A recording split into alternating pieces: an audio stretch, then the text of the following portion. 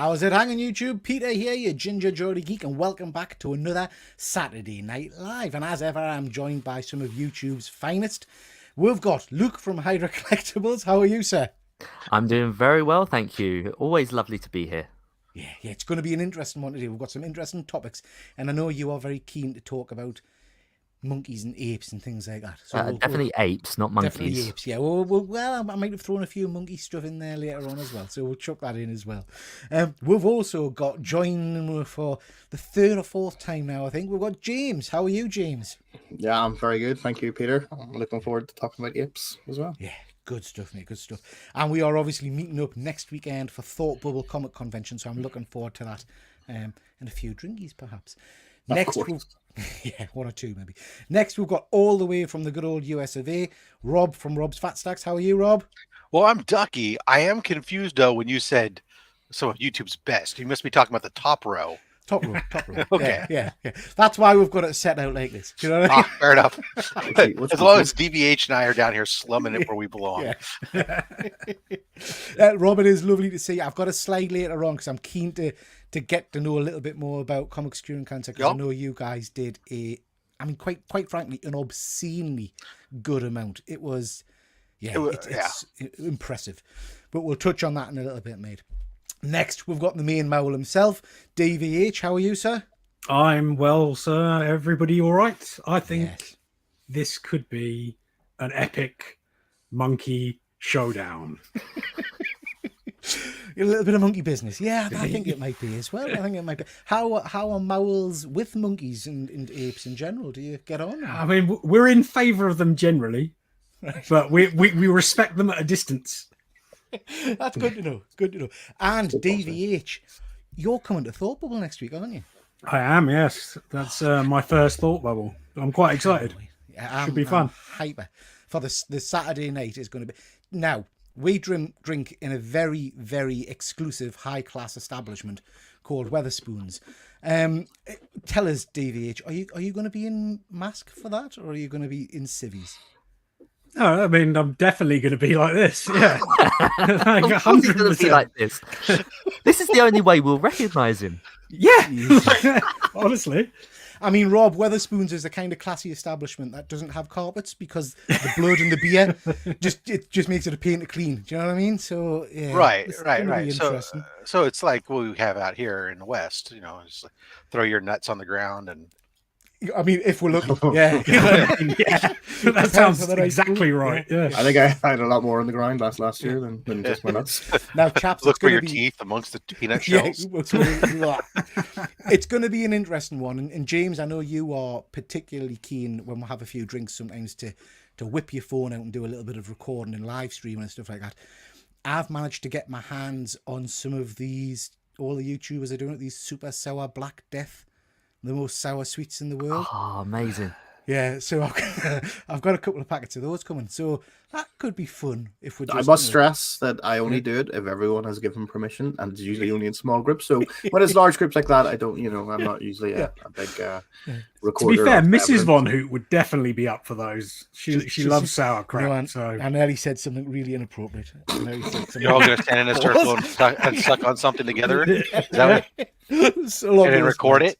Yeah, it sounds like something for the browser history. Yeah, should be fun. Okay, chaps, let's quickly jump into the chats and see who we've got. We have got good old StreamYard. Nice to see you. We've got Efren. Dang it, I thought you started at 1 p.m. my time.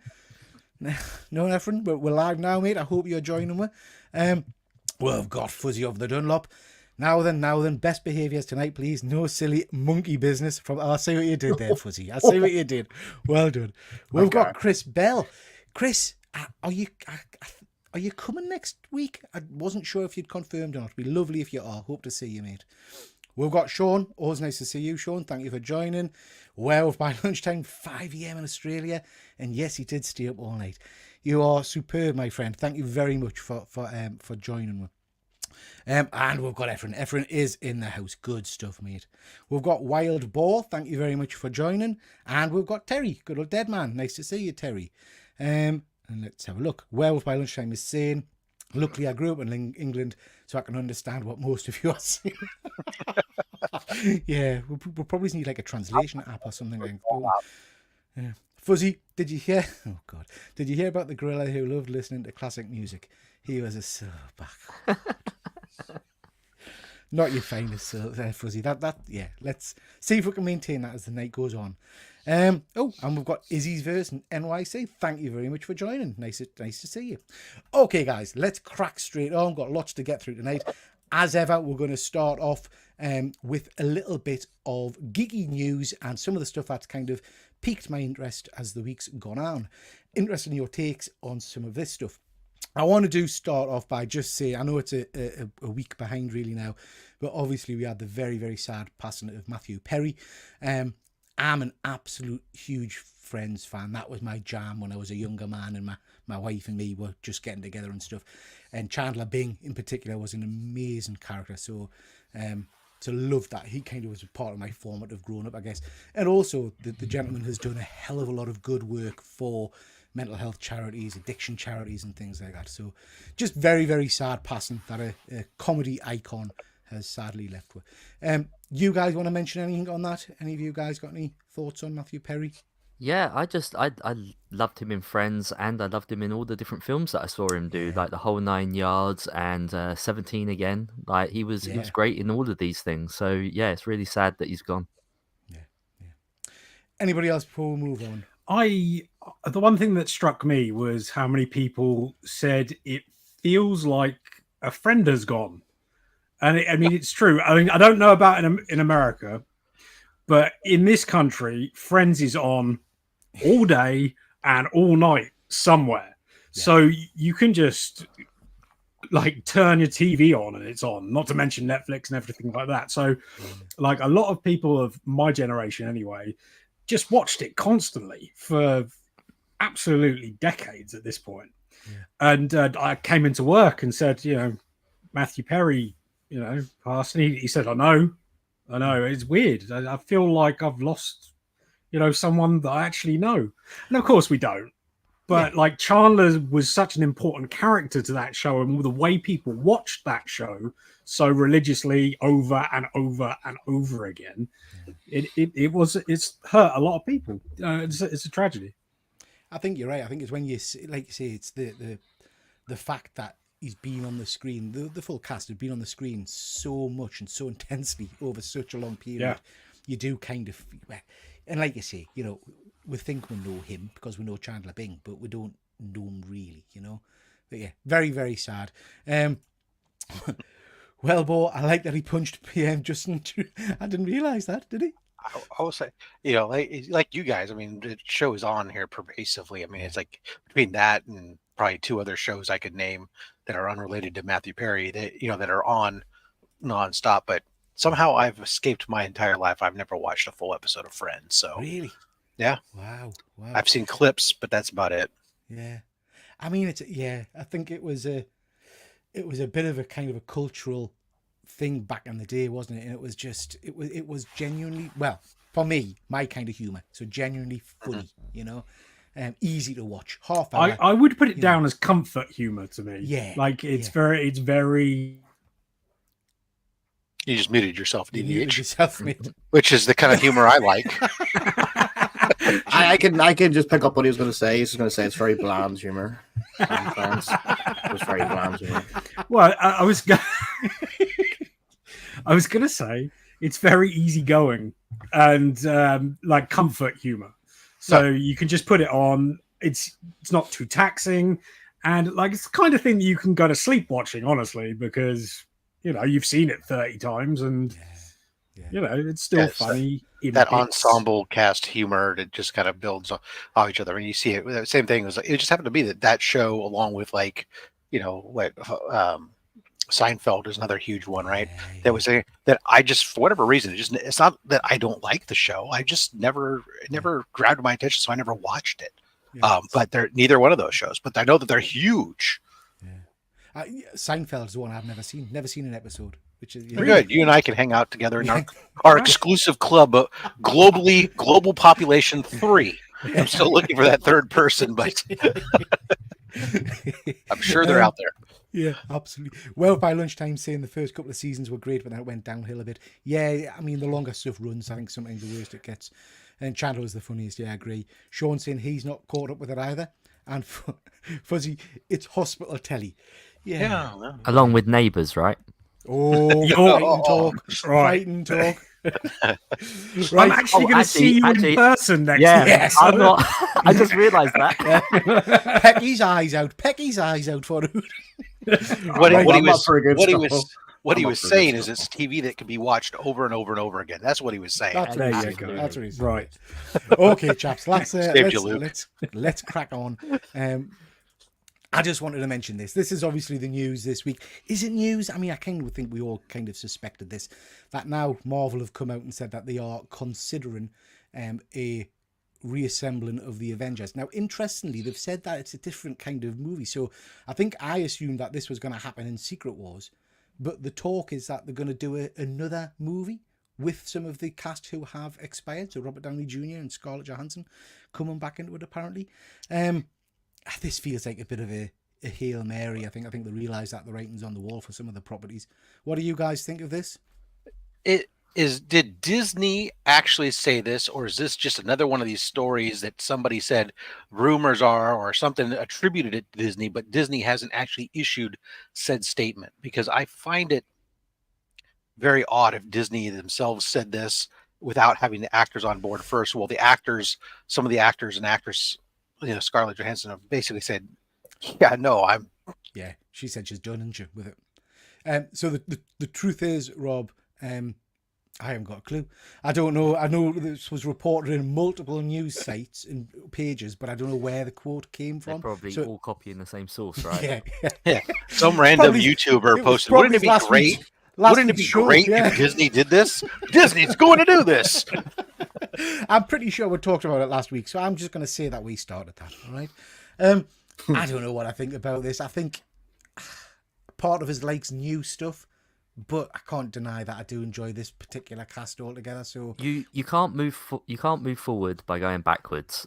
This, I mean, it's inevitable. Like, you're eventually going to have to give up these characters because of those actors. Like, if you're gonna do that, you need this whole multiverse thing to bring in a new actor playing that role and maybe get a bit of life out of them. You can't keep going back to these older actors because it has to end somewhere for them. Or just get into the habit of actually recasting the character from time to time. You can do it. Oh, yeah, James Bond this. Well, not only James Bond it, you've done it already in the MCU. You did it with Don Cheadle, and you just change an actor out. It's the same role. Who cares? Move on. Yeah. Every time I pick up a comic book, a different artist has drawn that character. They look different. Yeah. I kind of just assumed that Secret Wars was the reset switch and we would get Iron Man, Captain America, but played by different actors, because that would be the point of cutting the losses, putting somebody new in there, let's be honest, someone cheaper, because these guys are Robert Downey Jr. now is not a cheap guy to hire. Especially if you're going to come back to him and say, we need you to save our franchise. Yeah. Please come back. You thought he was expensive last go round. Yeah. James, what do you think, mate? Are you a big Avengers fan?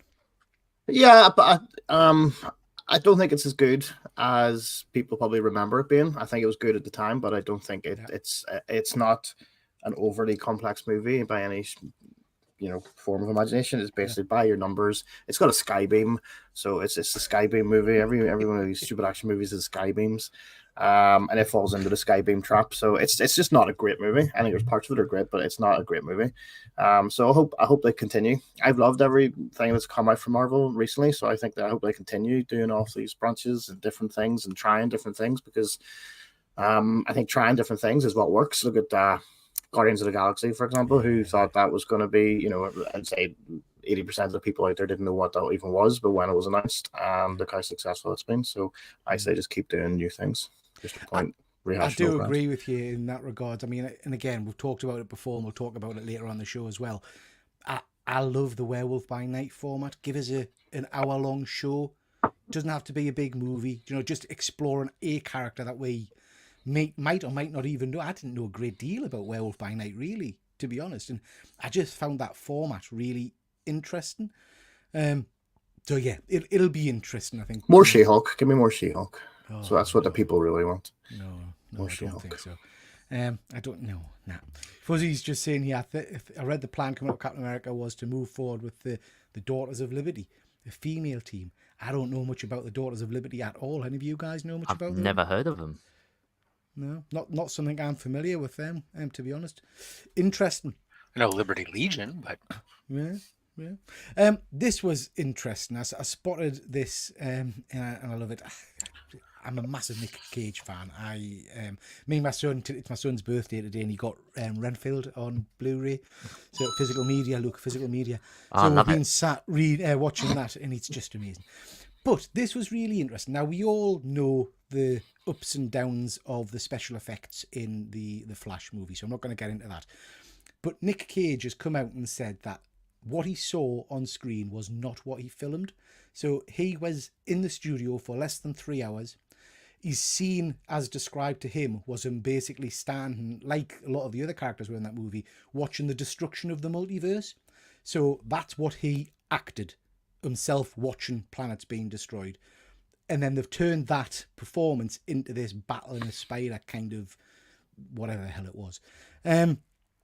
And like, it kind of made us think it's interesting in that what is acting then now? Because that performance, that entire performance that we watched, was nothing that Nick Cage acted. It was his. I'll be honest, I didn't think it was Nick Cage. Like I thought it was the Nick Cage character, but yeah, I just thought they'd completely CG'd a Nick Cage.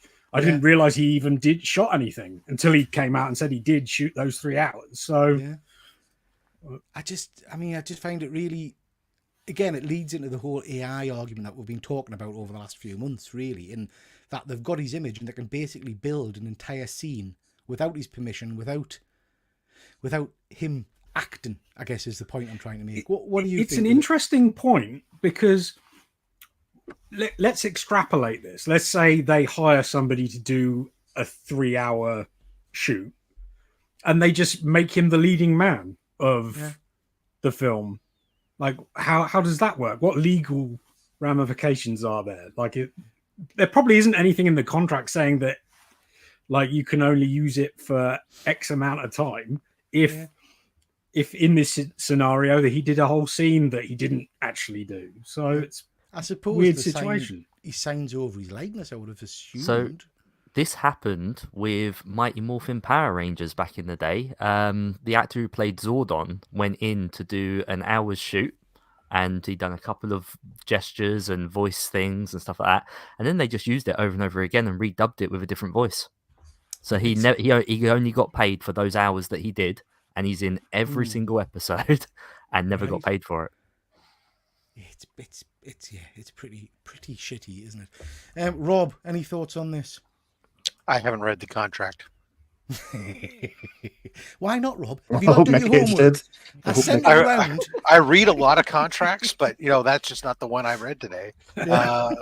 So I don't know what's in and what's not in these contracts, but obviously that's the sticking point of what they're striking over to this right now. Right? Is this issue? Is one of the well, not just this issue, but this is one of the big issues that they're striking over, right? And it makes sense. You hear these types of things, you understand this, and so without knowing what the contract is, I don't know. But obviously the studios, they're just trying to make money and they don't care about anything else. I guess my point of interest in this particular, because we've heard a lot of this about the AI use and stuff, my interest was what constitutes an acting performance. If Nick Cage went in and filmed him standing, staring, looking solemn, but they've used that and created a performance of him fighting something, where's the acting in that? Do you know what I mean? What is there's that, and more concerning really is if they're doing that. Is I'm more concerned than actually how does that trickle out into the real world and the gullible masses and everything else that just believe everything they see on TV and go, oh well, we'll just print a retraction later if we're wrong. Nobody reads that, and meanwhile we're already seeing those kinds of media campaigns and the influence they're having globally to see that this is potentially even worse. I'm ready to go climb up. I'm ready to move to Mars. James, any thoughts on this before we move on? I don't care. I haven't seen The Flash. I'm not going to see it. I don't know. You've not seen The Flash. It's a modern. Well, no, It's modern. There you go. It's modern. I'm in no hurry to see it. Yeah, I don't blame you. I'm not in a hurry to see it. Yeah. He runs fast. Next bit, he does very fast. Yeah, not a hurry. Next bit of Marvel news, really, and this is on the back of a whole host of Jonathan Majors stuff last week. And again, it's all just rumblings and rumors, so I don't want to get into whether it's true or not. But there's a narrative playing out now. Heaven forbid. Yeah, saying that, Marvel are looking at Switch and Kang to make it the future of the MC more Doom-centric. Now, I love Doom, would love to see Doom take his place in the MCU. I don't think I want him this quick, but I like the Thanos build-up. Doom should be built slowly, I think. I really don't want a sudden switch out, so all of a sudden Secret Wars is a Doom movie. What do you guys think of this? Luke, any thoughts on this? Yeah, I mean, I agree, and I'm sticking to what we said last week, which is just recast the actor for Kang. Whether or not you just do a straight recast, or whether or not you have him in like the makeup the whole time. Either way, like just carry on with the character. Do what you need to do. In regards to his personal life and everything that's going on after a verdict. I'm very firm on that. I agree. Don't jump ahead and all the rest of it. Wait until a verdict happens, until there's actual evidence, then do what you need to do. Yeah. Anybody else, any thoughts? Yeah, I'm right with Luke there. I said, go ahead and recast these actors for any other, right? Redo it here. Look, you're doing all this stuff with all these variants right now. Even if you didn't want to, even if you're not going to wait for a verdict and you're going to jump the gun just for the sake of jumping the gun, you have the opportunity because you're running around with all these variants and stuff in Loki and everything else. That it's the average viewers. He's changing his appearance already from one thing to the next. The average viewer is not going to pay that much attention or care if you suddenly change it to a different actor that has a similar look or something. Yeah. What would be great? Get Terrence Howard for the job. His redemption arc. Yeah, it's his variant. It's his Kang. That's why he disappeared, isn't it? That's why he's different after Iron Man 1. Yeah. That's who it should have been at the end of Secret Invasion when they found him. It should have been him. That would have been amazing. That would have been a twist. Yeah. So I think this is interesting in that. I'm looking forward to see Doom in the MCU, but like I say, I think you guys are right. I don't think we should bin Kang, regardless of what happens longer term with the actor. Just recast. Oh, for God's sake, he should be wearing a blue mask most of the time. Do you know what I mean? You don't see his features, do you? So it doesn't really matter, I don't think. I'm not even thrilled. Kang is not, to me, Kang's not that big of a deal anyways. I mean, I know he is, but he isn't to me. I mean, or just do the same thing you did with Nick Cage. Yeah, just use his face. Yeah, 17 people watching. Thank you very much, everybody. Please do hit that like and subscribe, and make sure you subscribe to all of the guys on the panel. Okay, Rob. Now, this is a slide might be a little bit out of date. I don't know. Your number's gone up since then. Yeah, it has. I'm pulling it up right now. Sounds so disappointed. We're at $51,233.18. So it's gone up a couple $100. And I think that there's still another $250 to be donated from Shortboxed for their matching bid. So it'll continue to creep up. Hopefully we'll flirt with 53 or 54 before the year's out. Who knows? But we set out to raise $25,000, which is so funny. Some people go like to me, "Why'd you only put it at 25,000?" I said, "Last year we raised 22. 25 is a 10. It's a 10%. It's a 10% increase. Yeah. Any business world, if you project a 10% increase in total revenue over the year, people are going, your job's on the line. So a 10% increase is significant. And to sit there and instead we go, we're 10%, no. Double that, no, we'll go past that even. Yeah. That is absolutely bonkers, beyond my imagination.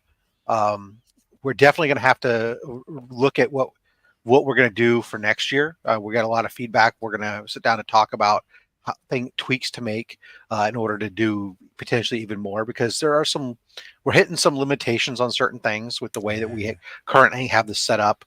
There's fatigue that's setting up with the auction itself over how long it is. A certain amount of tapping or tapping out some of the resources. People who sit there by the end of the auction say, I want to bid on this stuff, but I just don't have this stuff. So there's ways we have to try to continue to expand the audience. Things we have to do to kind of maybe spread some stuff out differently. But still, the way that this community has taken to this cause, and because I think two factors: one, the relatability, and the partnership directly with the American Cancer Society has allowed where the community just has thoroughly embraced it, and everybody feels a part of it. And it really is, I sound like a broken record sometimes, or like I'm trying to be humble or something, but I'm not. I can't understate how important all the people who even just did nothing more than retweeting or reposting Instagram stories or sharing to their feeds to help us get past the restrictions of the algorithm in communicating this out, right? It's super important, because every new eyeball that comes onto it is another resource of us being able to pull some money into this. And so it's not just this little group of YouTubers, because let's be honest, Mark, myself, and DJ, DJ is the powerhouse of our group. If you look at subscriber counts, he's still less than 5,000 subscribers, right? None of us are major channels by any stretch of the imagination. So to be able to pull the kind of audience that we're doing in the auction, where we had consistently 96 to plus viewers at any given moment watching the live stream on that auction, that's phenomenal. That's the kind of stuff I see when I look at some of these major stuff. And so to do it for charity and to be able to pull in 51,000. I know that the next day I had an email from the ACS just like going like, wow, they had none of us had any idea that this was going to happen. I mean, and that's obvious by the fact that certain people, including one person here with us today, decided to, hey, you know what? I'm going to go ahead and pledge that if we get to this number, I'm going to get permanent ink, right? And while DVH has graciously said, yeah, he's going to stick by his commitment and he's happy to do it for the cause. At the same time, I think everybody who made both he and Tyler, who made different inking commitments, fully expected that, well, if we get to that, that'd be great, but I don't think we're quite going to get there, right? But hey, I mean, I still have a hole in my wall where I pulled a book down off the wall to make sure to try to get us over that 50K mark at the run up at the end. That's crazy. I definitely felt that we would hit the 40K, and I thought by having another stretch goal on top that it might help. Like I don't know why I thought 40K, but I thought because there was already that 10 to 13K in the bank, thought we would probably, definitely match what we did last year. So then 40 was definitely a reasonable. Yeah, so I thought 40 was doable if somebody was saying something as dumb as getting a tramp stamp for 40K. So I thought, well, let's give them another stretch goal, because I think it's hilarious. And I also, I want there to be as much money coming to this as possible, because it means a lot to everybody on the planet to defeat cancer. I mean, it's, right. Well, listen, guys, massive well done to you and to everybody that supported. I know me and James were at a Comic Con and we jumped on, I think it was Sunday night. It was during your auction, Rob. And I have to say, we watched it for a bit because we're in and out. But I could see the fatigue in you guys, because you had been working so bloody hard and you were looking tired. So, you guys put in some shifts. I think it was a lot of that, but also it happened to be that morning I woke up with a muscle tension migraine.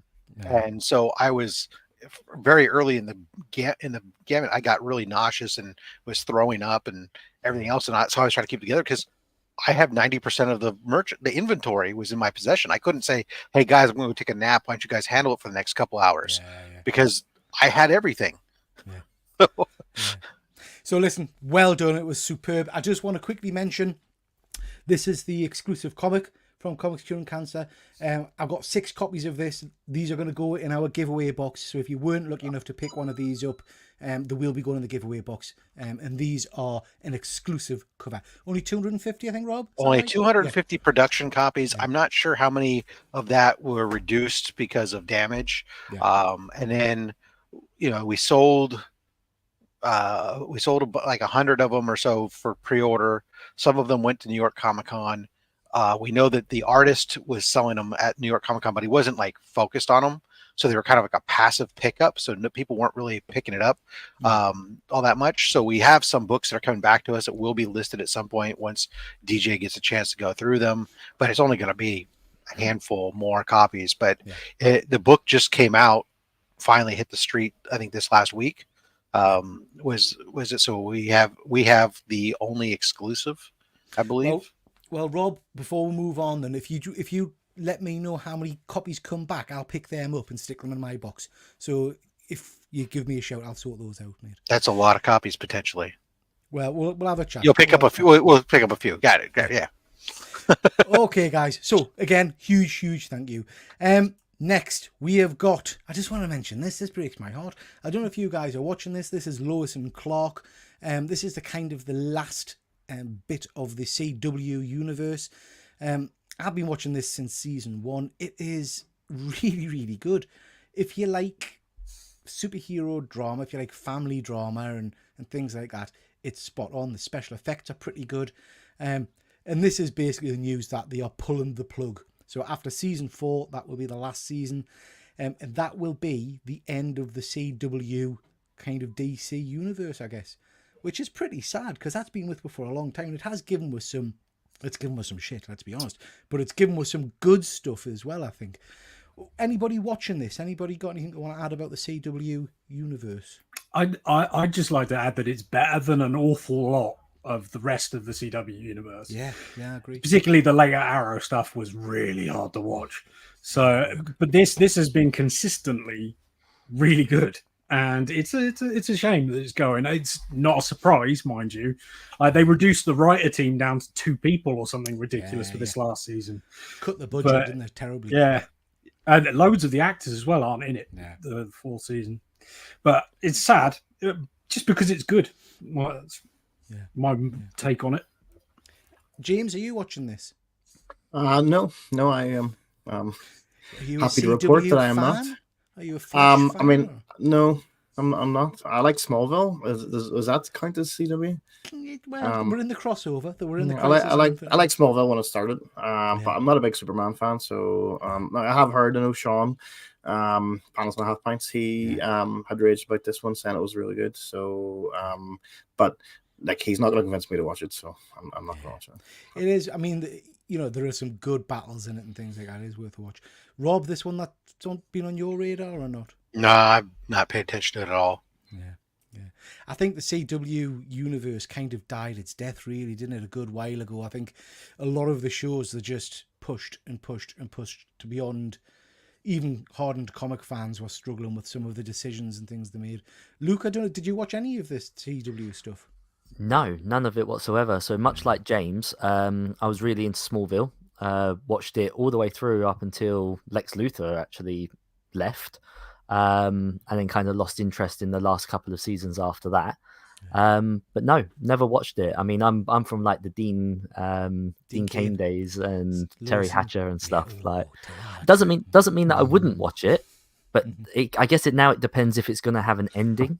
Like if it's going to have a definitive end, and they're going to write an ending, then maybe I'll go watch it. If it's just going to be cut short and axed, then what's the point? It'll have a definitive end point, which is probably a good thing, I think. Fuzzy's just saying here, you watched season 1, halfway through season 2, Arrow and Flash did nothing for him. Every episode was the same. I couldn't do entire runs. It's really interesting you saying that, Fuzzy, because I watched them all because I just absorb superhero content. But I remember Supergirl was pretty good the first couple of seasons. And then it was about 3 or 4 years. And I said to my wife, I don't think we've actually watched any of that for a long time. And it was so forgettable, I guess you would say.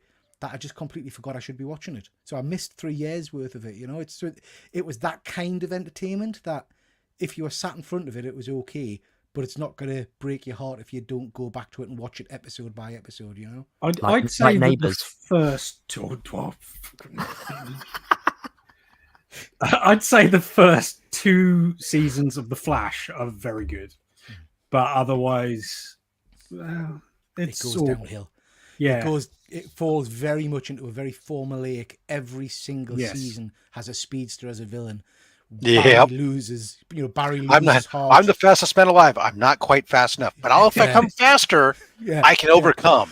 And I became faster. Yeah, he cries a little bit. He decides he's not good enough to be the Flash. Oh, crossover. And don't forget, all the team who's trying to help me. No, you guys, you don't get it. Yeah. Go away. Leave me alone. Yeah. Okay, thanks for helping. And you say you haven't watched it, Rob? I watched all the first 4 or 5 seasons of The Flash. Oh, right. And I just gave up. So did I after that point. And just saying, and I watched like 7 seasons or something like that of the Legion or Legends. Oh, Legends! I could see. I liked it when it started getting super campy, but at some point, me too. It just also wasn't. It just became the point though, where it was like, but there wasn't anything drawn. Even though it was like I'd sit down and watch an episode and I'd enjoy it, there was nothing that when I had like stacked up on my DVR that made me like, oh, I want to watch this though. It was more like. I was the opposite with Legends. I liked it when it was serious, and then when we got to the kind of the season long dark kind of season, and we got to the end, and it was a giant friggin' teddy bear. Yes. Or something. It's like, how we, man? Come on, nah. Oh. Dead Man. They all became bad soap operas. Cue Luke, like Neighbours. Home and away. I'm scared now for next weekend. So you should be. Be afraid. Be very afraid.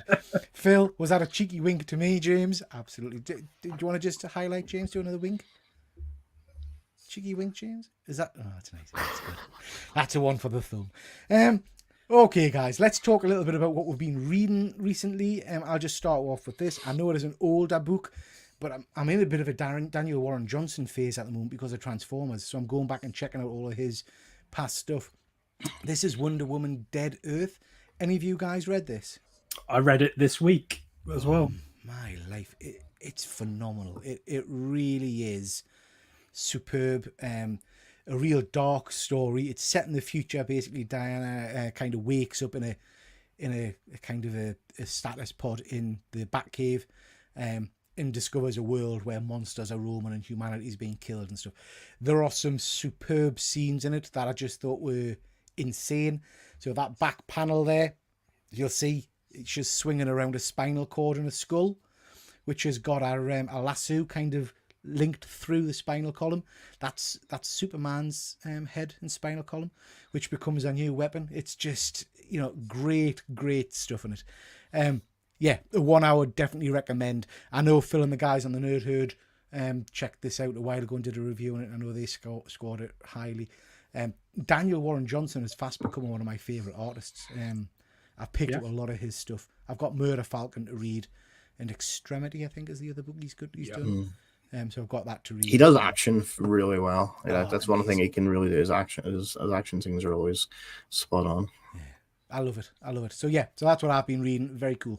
I've also been reading, I've not got slides on them, but I've been reading the new Dracula comic by James Tynion. Very good. I'm really enjoying that as well. Dr. Von Hoot. I've not heard of this one. Yeah, you need to find this as soon as possible. Like, it's sold out everywhere. It's really good. It's already in the second print's coming. It's what if you're right. I don't want to spoil anything to do with this, but think of art in the style of Rupert the Bear, and except put it through a sort of Stray Dogs prism. It's very, very cool. I really recommend it to everybody. Okay. So is that a kid there's only one issue so far, and it's wicked. Is it? So I know nothing about it, Von Houten, so don't spoil it. But is it horror, scary kind of stuff? Is it? it has the potential to go that way, Okay. but it's only one issue at the moment. So, Right. like, I mean, certainly some people will find it horrific, yes, but Right. like, Dead Man. I'm sort of a bit. Ooh. Dead Man's just saying first print's already at £25 on eBay. Yeah. Nobody who's read it has said anything that I've heard has said anything bad about it. Only glowing stuff about it. It's been just everybody's loving it. Apparently, I haven't. I finished it and immediately got Mrs. Von Hoot to read it as well, because I thought this is awesome and you're going to love it straight away, because I think everybody will like this book. Right, you've sold it to us. I'll have to pick that up. I'll have to pick that up and have a bit of a look-see at it. Terry's just asked, Dead Man's asking, is Wonder Woman out in hardback? It is, mate. There's a collector's edition out there at the moment. Any of you guys reading anything else you want to mention? I started reading the Dark Horse series of Usagi Yojimbo.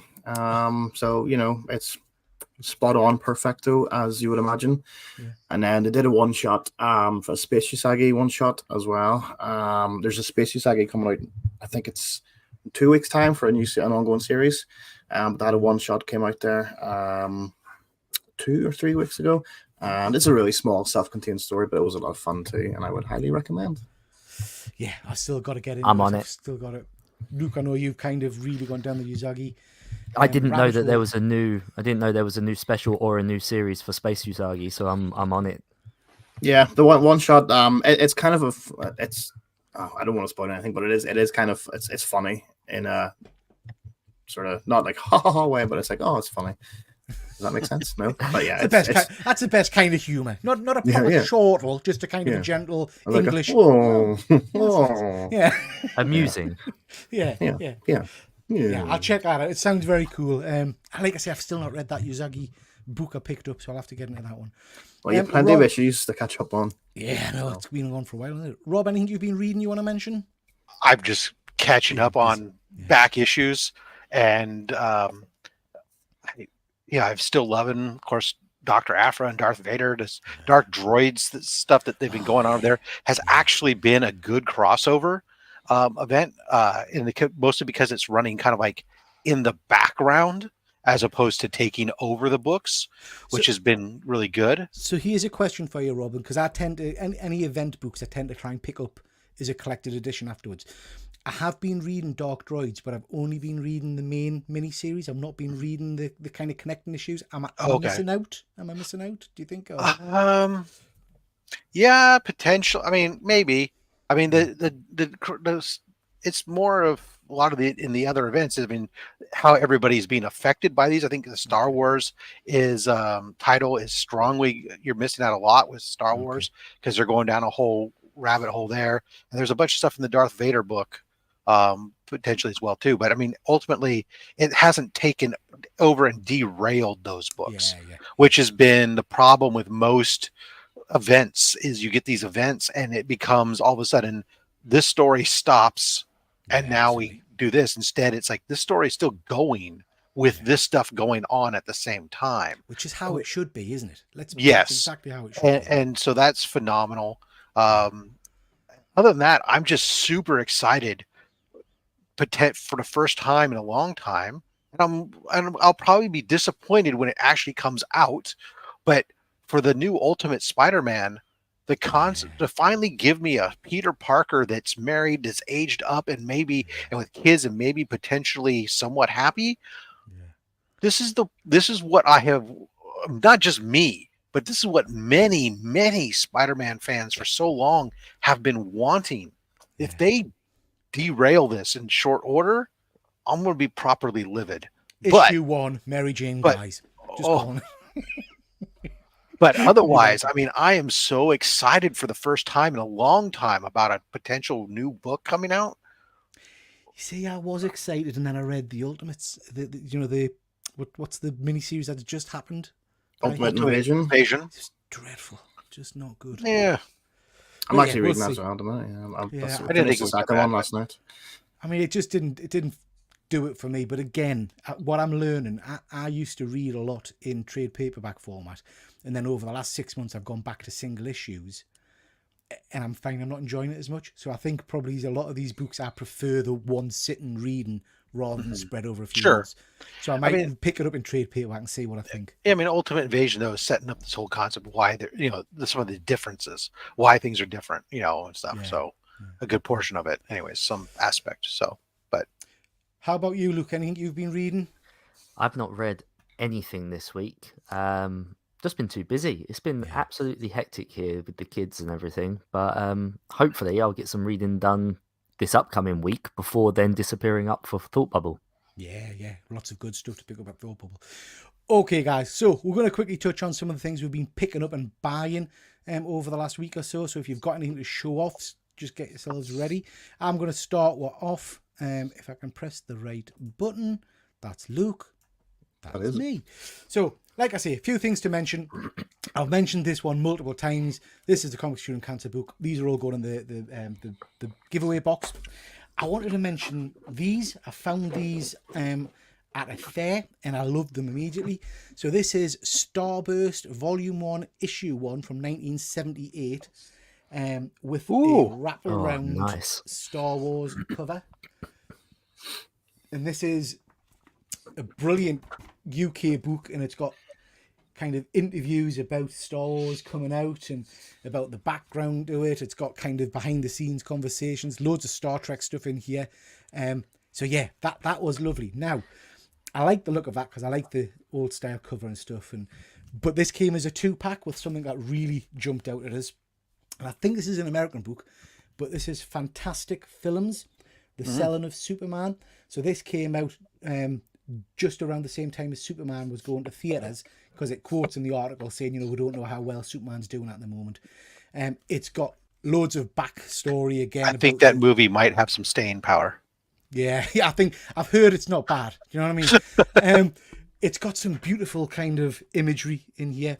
Now, the thing it has got, which got us very excited, is it's got a huge pullout inside of Superman, painted Superman, but you cannot get to it because it's kind of stuck in the book. You know what I mean? Folded and so I'm tempted. I don't know whether to take it out or not. I've had a little squint. You can see the artwork looks stunning. Oh, it does look good though, doesn't it? Yeah. Have you looked to buy a second one? No, I've not looked into it yet. So I'm going to do a bit of research. Do it now, Pete. #content. Yeah. Do it now. It just looks lush. So yeah, and Christopher Reeve is obviously my guy. And then I picked this up from New York Comic Con. This is the Daniel Warren Johnson signed 2-pack. So you get the black and white version as well. This is a wraparound cover, but it's stunning. I want that. I'm buying far too many of these Transformer issue ones. I've got loads of the bloody things, but I had to pick this one up because I just love the aesthetic of it. So yeah, so that's some of my pickups. Luke, I know you've got some stuff to show with. I do. So I go weeks on this show without ever buying anything, and that's because I'm always saving my pennies for these big buys. And last week, also you've got everything, haven't you? And I've got everything. Yeah, absolutely. Yeah. And then last week I showed an EC book. And so basically I've gone down a bit of a rabbit hole. That was just one of many that I've actually got coming. So I'm going to I've got 3 things to show. I'm going to kick things off. Hopefully you guys will appreciate these as well. I think it might be definitely Rob's type of thing. So this is a hardback book, Home to Stay.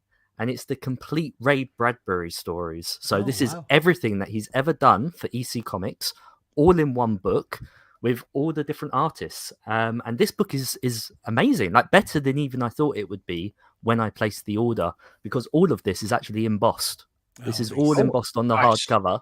And even all the names of the artists featuring art by, they're all embossed too. And it's all the EC classics. It's everything that he ever did for EC Comics in one place. That is that I love it. Book, Luke, or is it? I don't know how long it's been out for. So basically, I was watching a YouTube video and somebody mentioned this book just by name. So I went looking for it. And fortunately, I found one person online selling it cheap. So it's a retail price of £75, and I paid 20 for it. So, well, look, you can age a book by smell. So why don't you just give it a good smell? It smells new, and even the spine, like it's so clean, like it's so. but I can't wait to sit and read it. I love all of these Ray Bradbury stories. Smell it. I'm not Yeah, no, Smell the book. That's between me and the book off of camera. What I love about those is not only are they, it's great to get all those collected editions like that together, but I love the hardcover just because I don't feel guilty about cracking it to read it. I'm not reading it like barely opening, trying to peer down the spine like I'm gonna. So what interested me most about getting that was, I'm a big fan of artwork. Like, don't get me wrong, I love the writing, particularly Ray Bradbury, but I don't like just getting a book where it's all the same art all the time. Like, because you can buy these collected editions, especially from EC, where it's like all of Graham Ingalls are, all of Jack Davis, and that's all you get. Whereas with this, you get a whole combination. Each story is done by a different artist, but the same writer. So I think that's absolutely superb. Nice. But it's only about $40 on the US on Amazon. Yeah. You know what Rob's picking up after this then? 30 if you want to go Kindle. Yeah. And my second item, probably the best werewolf cover that EC have ever done. And I'm so glad to finally add it to my collection. Yeah, that's nice. Absolutely superb. I was hoping it would arrive before Halloween. It arrived afterwards, but who cares? I'm just glad to have it. Luke? So this was 1950. Oh, what date did this one come out? I want to say 50. I want to say 53. Okay. But I won't know without opening it up and having a look again. No, basically, when I get them, I always set up the camera and record me flicking through it, just making sure the pages are all there and everything first time round. So it means I don't have to get it all back out again to look if I wanted to see a bit of information. Very nice. Very happy with that. Again, I've got all these in reprints, but it's nice to have the originals. And then finally, my final piece. I've wanted this for so long, and I can't. Has it arrived? This is still an EC book, it's not the one that you think it is. Yeah. But this one, I have to give huge thanks to Efren, Passport Comics, who's often on the show with us, because without him, I wouldn't have been able to get this book. The person was only shipping in the United States, wouldn't ship it over to me no matter what I offered. And then Efren went ahead and bought it on my behalf. So huge thanks to him. Really appreciate it. And so glad that it arrived safely. Probably the best EC cover, in my opinion, when it comes to the horror stuff. It's a picture of zombies that predates zombies. Of course, we have the undead and we have the living dead and everything else. But what a superb piece of artwork here. I absolutely love it. And again, I'm so glad to add it to the collection. It's phenomenal. It's really, really special. So, Nice. So, yes, I don't own everything, but I'm getting there. 4.0 is a great grade for that as well. I'm so happy. I mean, don't get me wrong, it's expensive. When I say I was saving my pennies, when I was saving my pennies, I mean I was saving my pennies. It's a spicy meatball. And like Peter's already hinted, I might have something else to show in the upcoming weeks, which is sexier and more spicy. Yeah, very cool, very cool. Great books, Luke, and I know you love those covers. So big congratulations. I know you've been after them for a while. Yeah, Bradbury book came out last year. Oh, cool. Okay, very cool. James, you've got some stuff to show as well. Sure. I have, so as previously mentioned, I picked up the Space Usagi one shot. This is a variant cover that I was managed to get. This is a New York Comic Con exclusive, and it is a homage to Clone Wars issue 1. Yeah.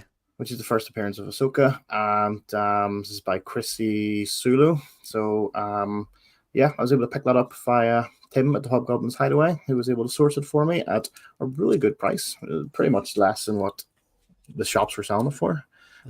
So either he mispriced it or he's just a real good mate. I don't know, but I'll take it. I'm not going to argue. Nice. So got that. And then, Pete, if you'll allow me to express the most carnal form of YouTube comic book community content and do an unboxing of a mystery box, would you allow me that pleasure? I would be honored if you would do that on my thank you, little sir. channel. Yeah. So I picked this up off Whatnot. It's from limited edition comics and collectibles. They were doing like a bundle of 50 mystery boxes. It was on Whatnot as a bid, but nobody was buying them by the time he got to his last couple. So it was 20 quid. It cost me.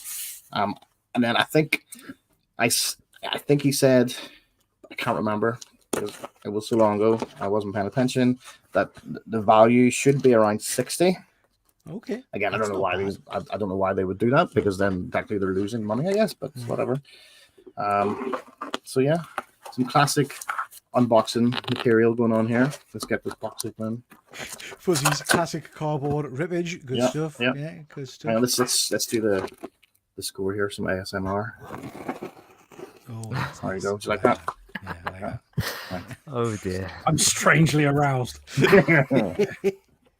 Nothing strange about it, mate. Right. So the books are out. Oh, okay. Right.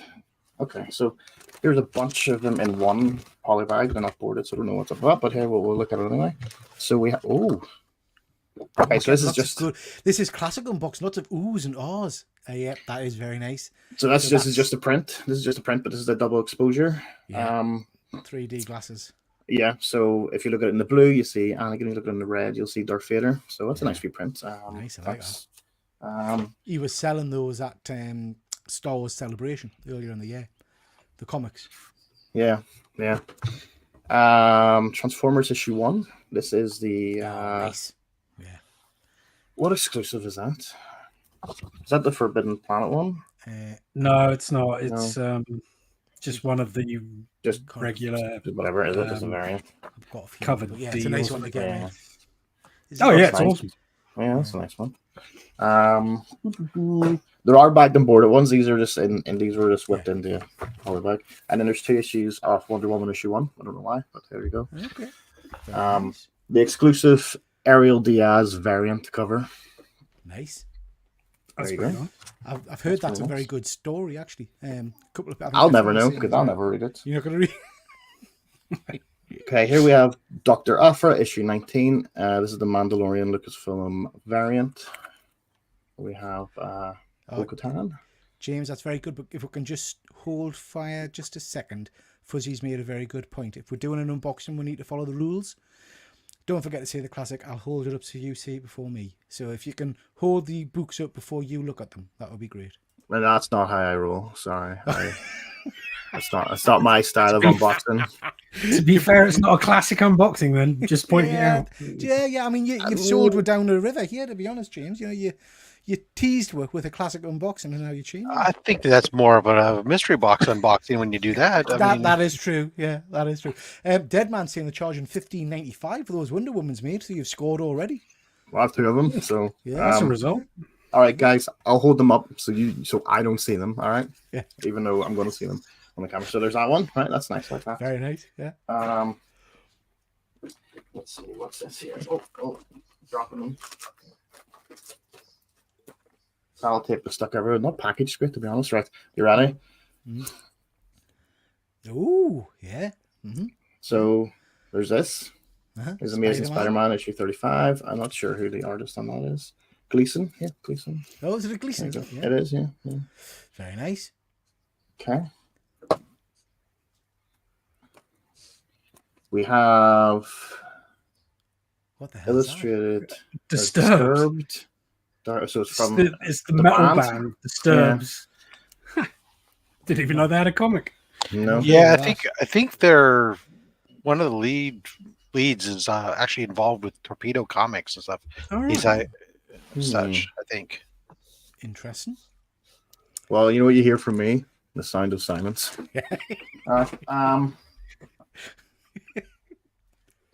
Next one. I'll hold it up so you'll see it before me. Oh, that's nice. I like that cover. I like that one there. Yeah. Yeah. So Star Wars issue 5, a wee variant there. That's Oh, doing what? Oh, yeah, sorry. Yeah, I don't know who did that. There you go. No, that was Rob. Rob did that. He did the. Oh, Yeah. next one. I'll hold it up so you'll see it before me. Oh, another- nice. Oh. Yeah, that's cool. So yeah, Starfighter black, white, and red, isn't it? Yeah. That's a nice cover, isn't it? How much? Very did you Star pay for Wars this? centric. £20, did you say? £20, yeah, £20. Art Adams. This is Art Adams. Yeah. I did not know. There you go. I mean, you're definitely getting value so far, James, mind, I have to say, for 20 quid.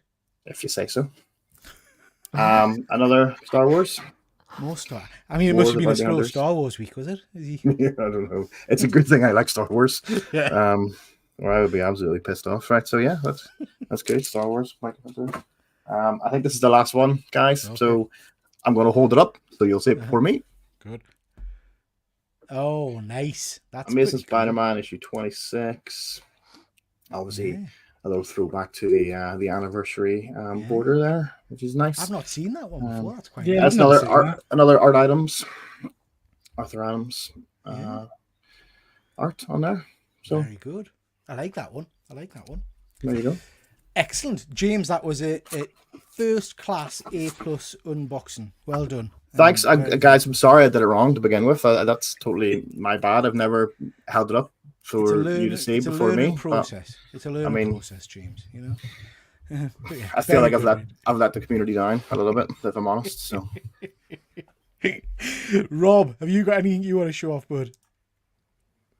You muted, mate. Do I have things to show off? Please.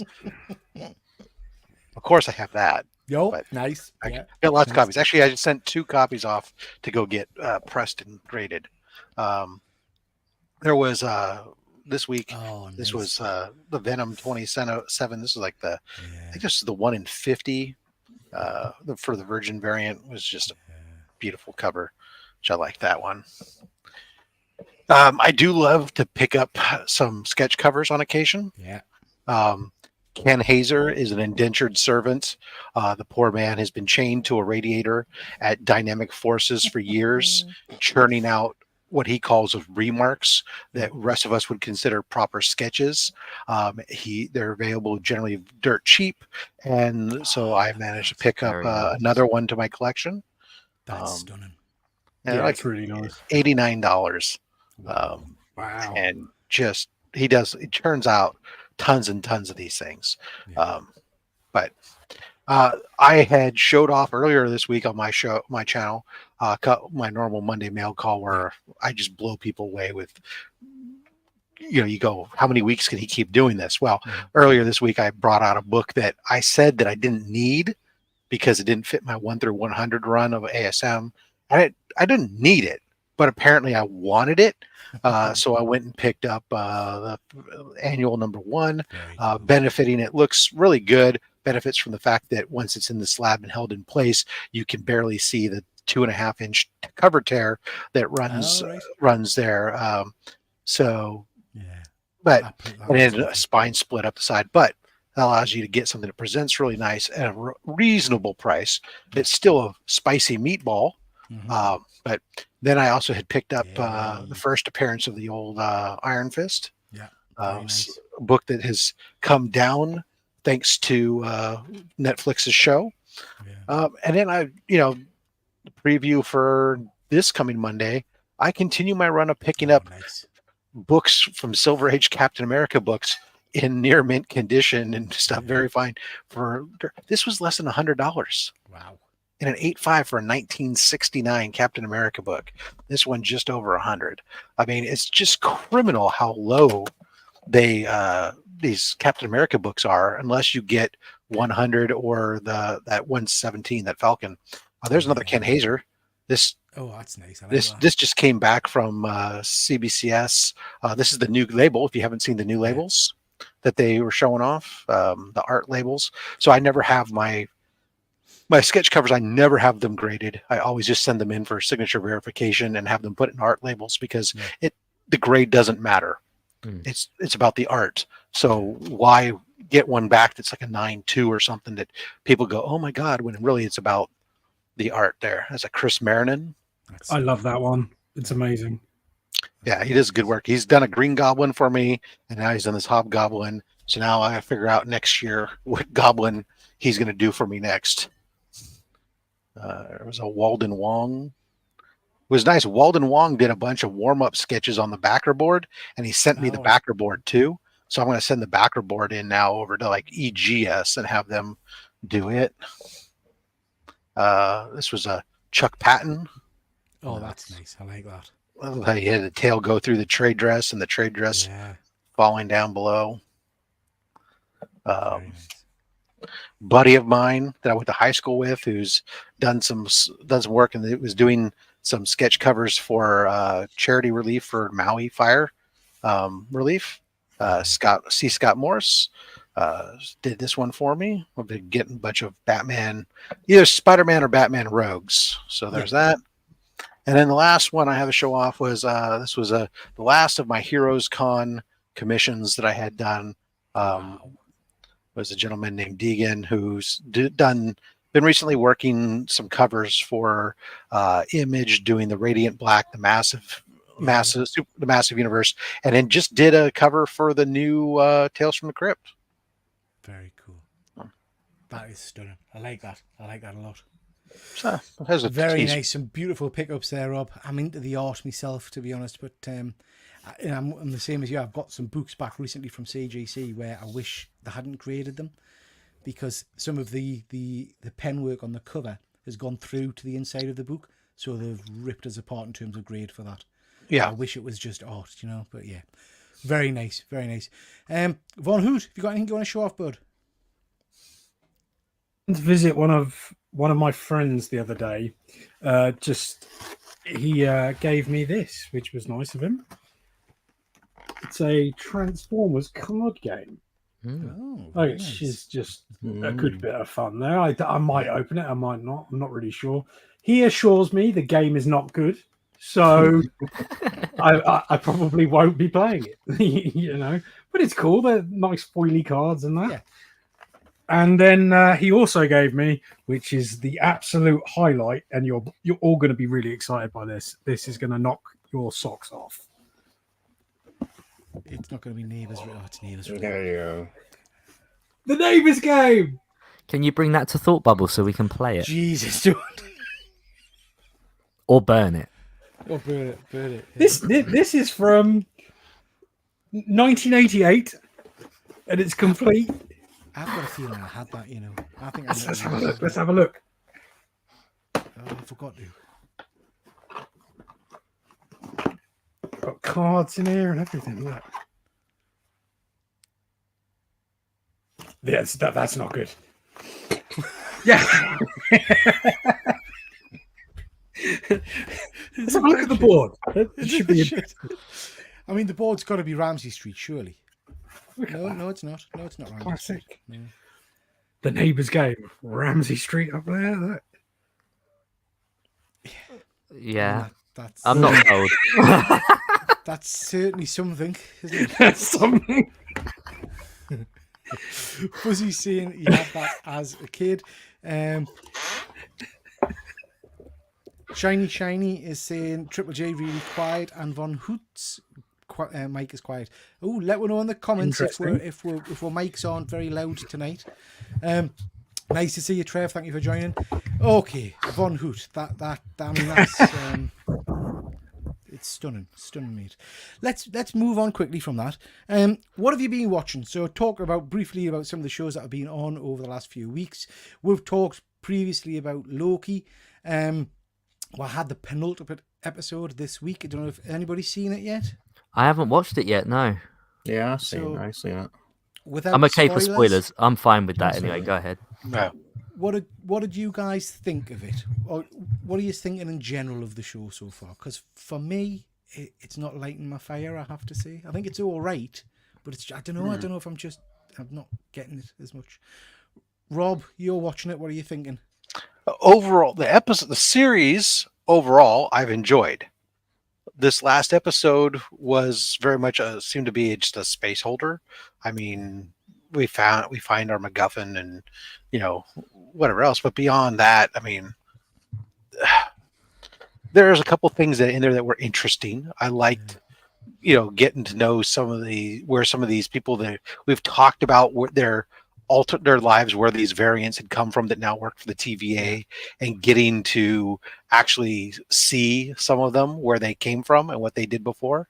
That's interesting character background, completely not necessary to the show. If there's virtually nothing in this episode that if you just erased it from existence, that as of right now, depending upon what they do, pending what they do in the next episode, this is just treading water, and there's nothing that does anything other than just add a little bit of color.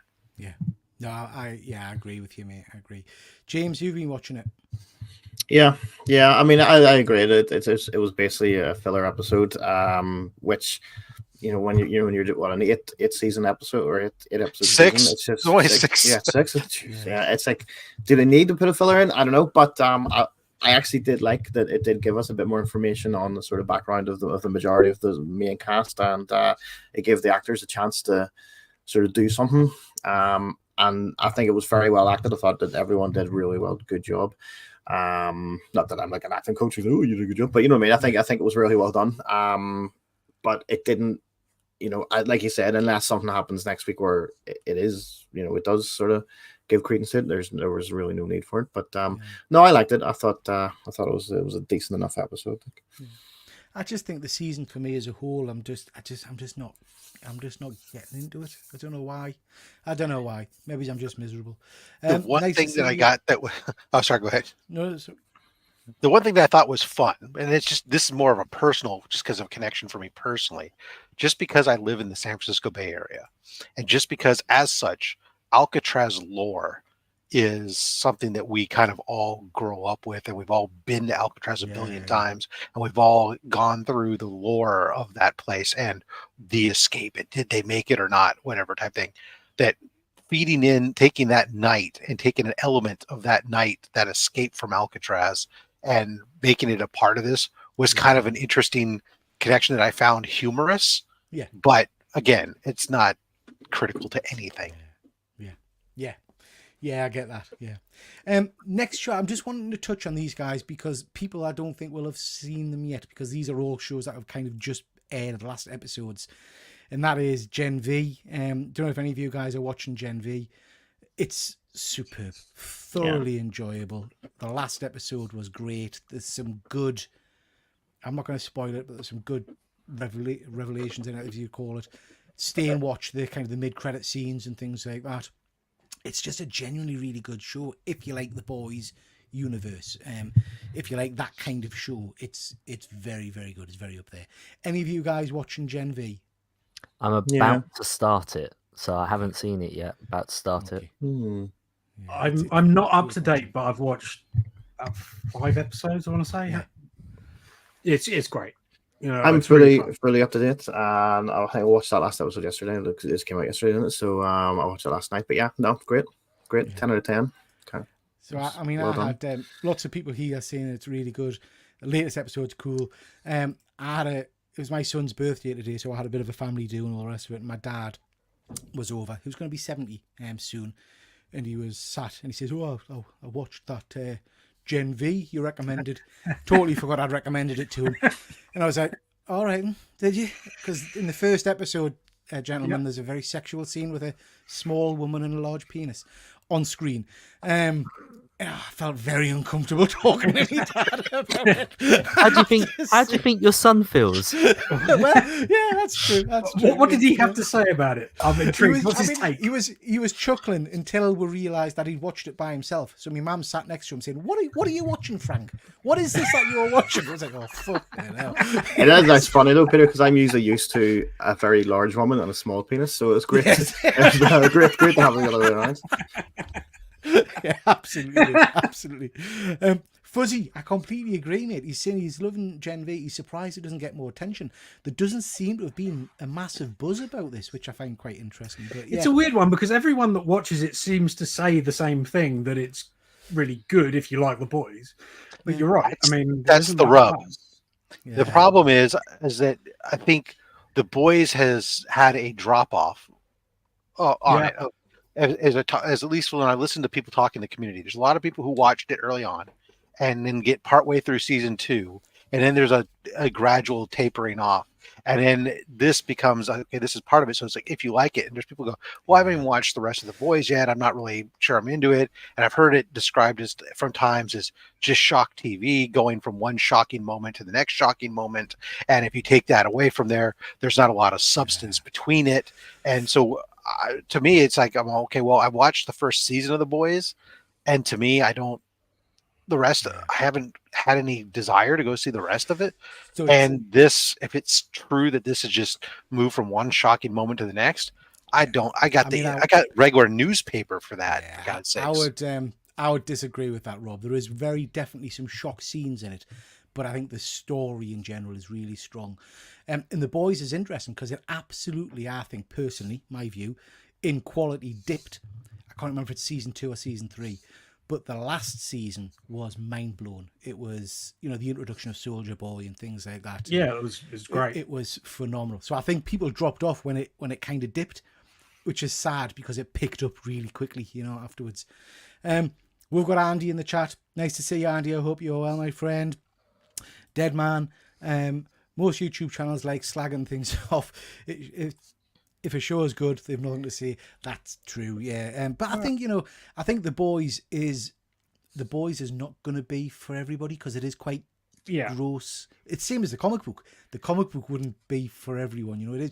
There's no denying it. It does rely a bit on shock tactics, I think, at times. And yeah, Fuzzy, I think you're right, mate. There's a good storyline. They also do sort of lean a little bit like politically to a place where some people will just write it off as being woke and stuff like that, which is not a term I like at all, but some people will write it off that way. And that's a bit of a shame, because it's all very on purpose and it's articulate and pointing the finger, isn't it? Yeah. Speaking of kind of shock scenes and shock tactics, I've watched this today.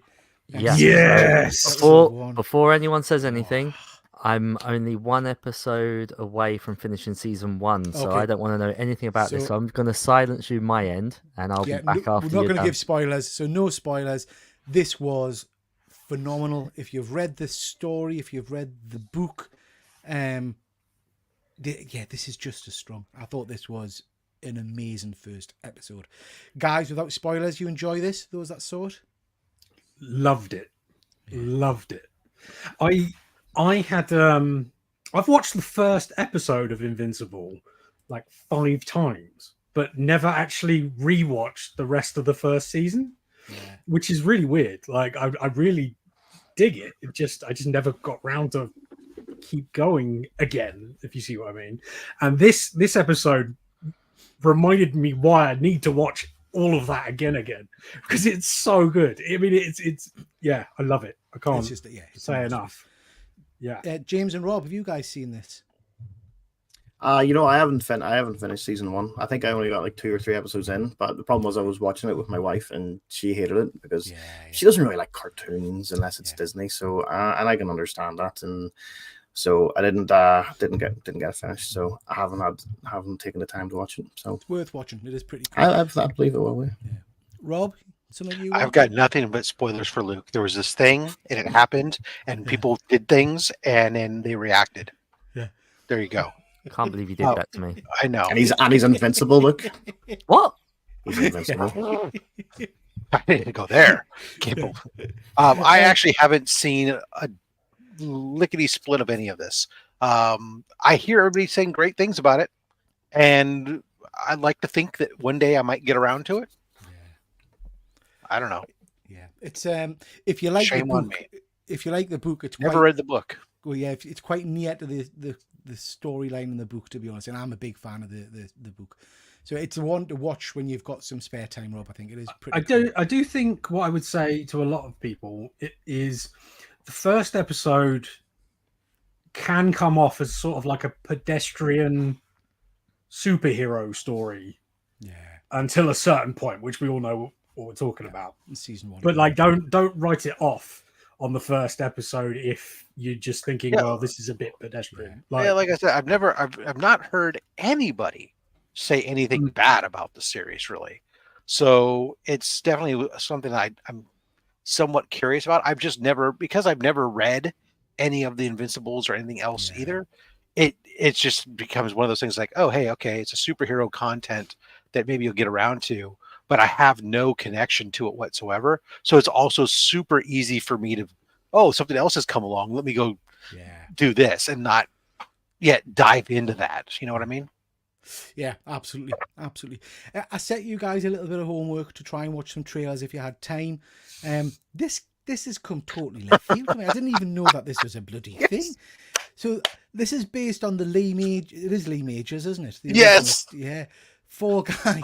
I didn't get this homework. Like, I didn't know this was. I didn't get the homework either, but I saw this trailer the other day. I got so excited. Oh my god. I love the Fall Guy. Like, that's awesome. I'm gonna watch this trailer. The trailer, I have to say, got me excited. I thought the trailer was very, very funny, very good. Rob, I take it you're a fan of this? Oh, I grew up, my dad was a police officer, so anything that was police tangent as a kid, we watched. And the Fall Guy as a bounty hunter, back in the day in the original series, Lee Majors, holy cow, we watched the heck out of that. And when I watch this, obviously they're taking some changes and twists, redoing the story. He's not going to be a bounty hunter, and that's fine. But the kind of some of the little pieces they put in there. When I saw his truck, even though it was a modern truck and it was all colored and stuff like the original, oh my god, rock hard, baby. I'm not a Ryan Gosling guy, but I tell you, I will watch this. Maybe not in the theaters, but this is definitely 100% on my watch list just because of the franchise and how much I loved it as a kid. Yeah, I can't wait. Anybody else watch the trailer? James, I know you watched it, didn't you? Yeah. I mean, I knew it was going to be some sort of based on the original, but I've never seen the original series before, so I had no sort of frame of context for that. But I think it looks good. It looks like a fun action romp. And it's definitely Ryan Gosling being Ryan Gosling. For the out. So yeah, I know it looks like a good fun comedy. Based on the trailer, the only connection to the original is simply that the main character, his day job is that he's a stuntman. Yeah. Aside from that, that's it. Yeah. And they have similarly colored pickup trucks. What more do you need? What more do you need? Luke, did you watch this one or not? No, I haven't, I'm afraid. But it looks like my sort of thing. Yeah. Why are these guys why are they not doing their homework? I don't know. That's what I want to know. Where did he send the homework so far? Raise your hand if you got the homework assignment. Why are you sending me homework and nobody else? It was in the group chat. That's all I'm saying, guys. It was in the group chat. But not to worry. Did you hang on? watch There's a this group one? chat. Did you? Yeah, sorry, James, you're not in the group chat. Did anybody watch this one? This is the Godzilla trailer. Yep. Because I got my James, you've done all the homework. You're on board, mate.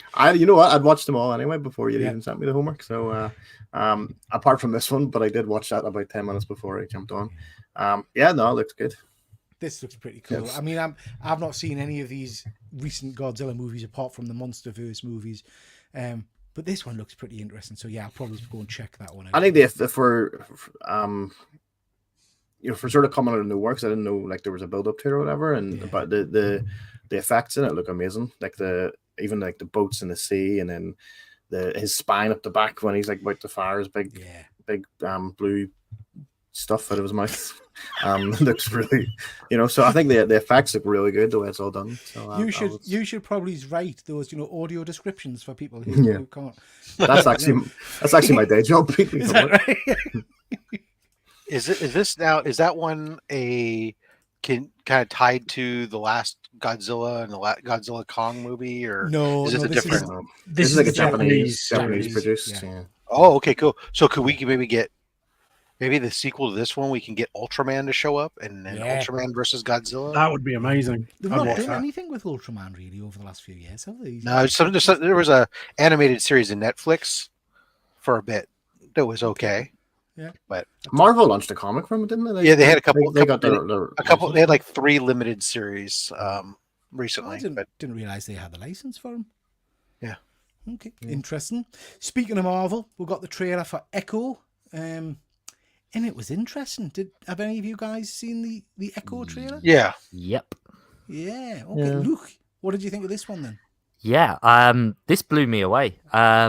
We've all sat here week after week saying, why the fuck are they giving us Echo? Yeah. We don't care about Echo. It was, her storyline was rubbish in the Hawkeye series, everything else.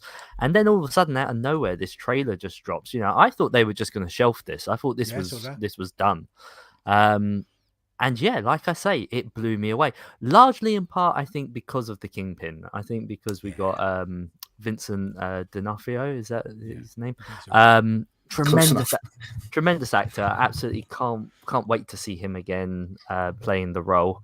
Yeah, this was a really nice surprise, and the fact that it's rated like it's a adult, mature audiences. Yeah. Do you know what I mean? Like this felt like a Netflix show, even though it's a Disney Plus show. I'm excited for what it might bring. This totally surprised me because, as you've just said, we've heard nothing but negativity about this. We've heard that they were going to shelve it. We heard a lot of stuff about it being all released at once, and that was because they had no faith in it. The trailer, but we have been tricked with trailers before, haven't we? Oh yeah, we have. It could be a bait and switch. Cautious optimism. Yes. Yeah. I will say the one thing that frightens me in the trailer is they reuse a lot of the footage of Vincent D'Onofrio's Kingpin.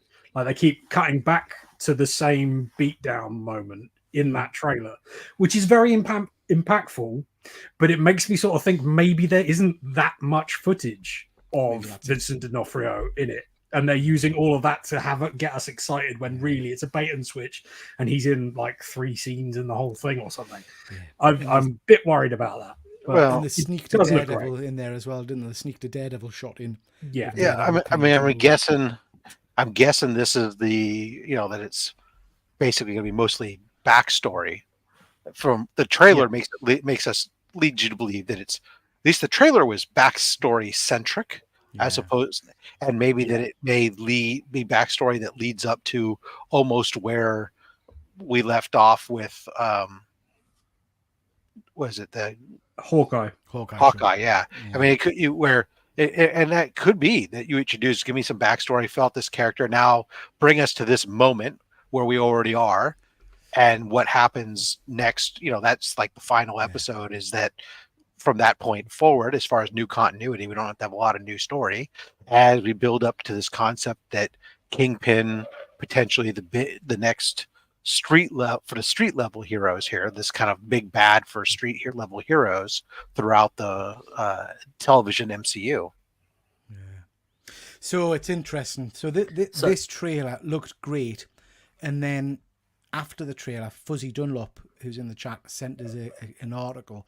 Which did kind of worry us. So Echo, anyone that knows the Echo character will know that she's got kind of a bit like Taskmaster. She's got photo reflexes, so she learns a skill from watching people. In this show, she's going to have a totally different power set. So they've come out and said that our powers are going to change based on abilities and gifts that were given to her by our ancestors. I don't know. It sounds a bit weird. And I don't think we got a hint of that in the trailer. I don't remember seeing. Yeah, you saw there like was tribal stuff, and yeah, there was. It's a bit Brave Star, like Christ. I mean, I love Brave Star. Don't get us wrong. Yeah. The other thing that's interesting is that this is going to be titled Marvel Spotlight. Bit of a homage to the old comic series, and it's going to be kind of focused, and that's the title and you're going to use for the grounded characters. I love that. I quite like that. I like the Marvel Spotlight kind of logo. Yeah, not sure. It'll be. How does she and Daredevil communicate? How do they talk? How do they talk to each other? If he can't see her, she can't hear him. How do they? The filthy beasts. Hands are all over each other. It's filth. You'll have to pick up that comic.